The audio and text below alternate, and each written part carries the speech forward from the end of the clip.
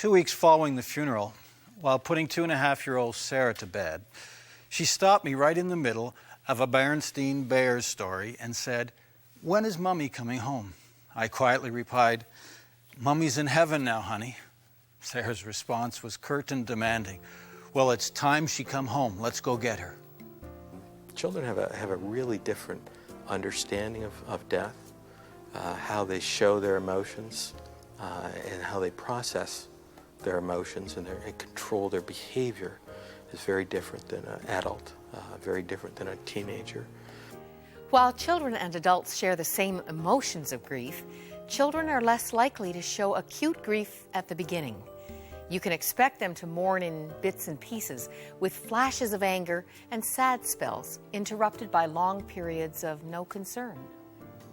Children continue to require an internalized relationship with the deceased person that they loved and were attached to. They need this in order to continue their natural, healthy development. This is an evolving relational tapestry that needs to be knitted together stitch by stitch through each new development stage. Over time, that relationship will change as they move into their new future. Children and teens should be encouraged to express their emotions. If their emotions are restricted, they risk their natural developmental progress coming to a standstill. When a child's emotions freeze, they may grow up to have difficulty with issues of attachment, abandonment, trust, or dependability. The best medicine for them is to see their remaining parents' courageous attitude. Mirroring them, they'll be more likely to say, "This is difficult, but we'll get through it. We'll be fine." Yeah, there's a number of really practical things that parents can help a child with. The first is to really check out the child's understanding of death. And that can certainly not wait until there has been a major loss for a child. There can be death lessons in effect. So when pets died, when more distant friends, adult friends of a parent or distant relatives, to check out the child's understanding of death. Remembering that young children can be very literal in death, so not to use confusing, not to use vague terms, but to talk about how the body has stopped functioning, stopped breathing, things like that.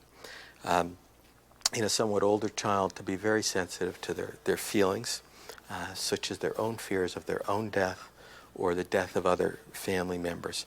So to be aware of their understanding of death, to be aware of their thoughts and their feelings about death and losses, to be really, really patient and understand this is a process, it's not an event that happens, that the child is reconciled to a death. And to understand that you can model emotional expression, can model compassion for a child. So providing a secure, compassionate environment with people who are emotionally open is just so important. Children will need to work through grief from their own perspective. They might fear being abandoned by the remaining parent. They might worry that somehow they are to blame. They'll often direct their anger and confusion towards their own siblings. They can resolve their grief experiences by staying closely connected to their parent. Of course, this is challenging because you're struggling with your own grief. If you're struggling to give your child or children the emotional support they need, you should ask a professional for help. If a parent is really struggling with loss and their own bereavement and grieving, it would seem that a child is going to have a much more difficult time with that.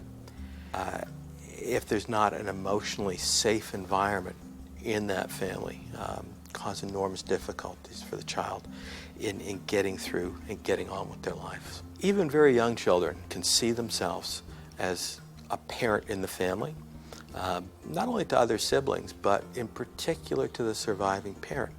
And one of the more disturbing things I've seen is after a loss and trauma, a young child feeling an obligation, a need, all the guilt that goes along with having to feel they are responsible for the emotional well-being of the surviving parent.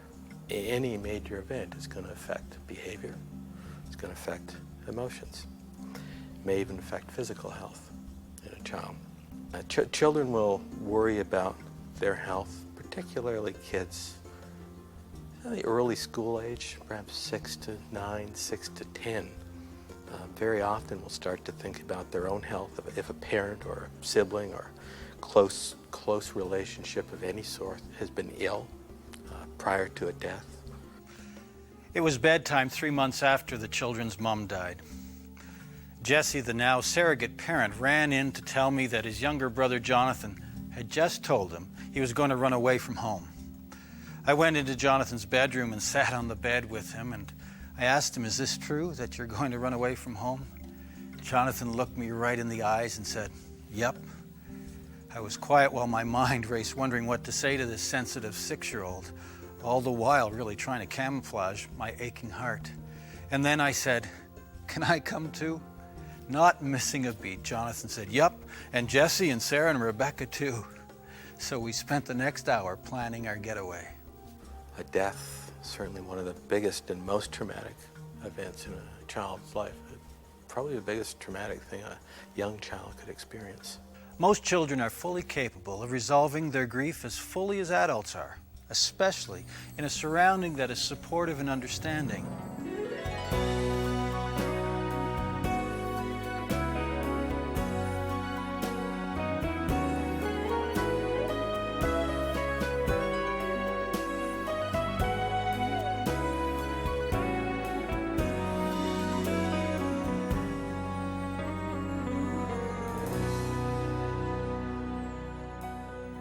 Death can slam you fast and hard without warning, or it can secretly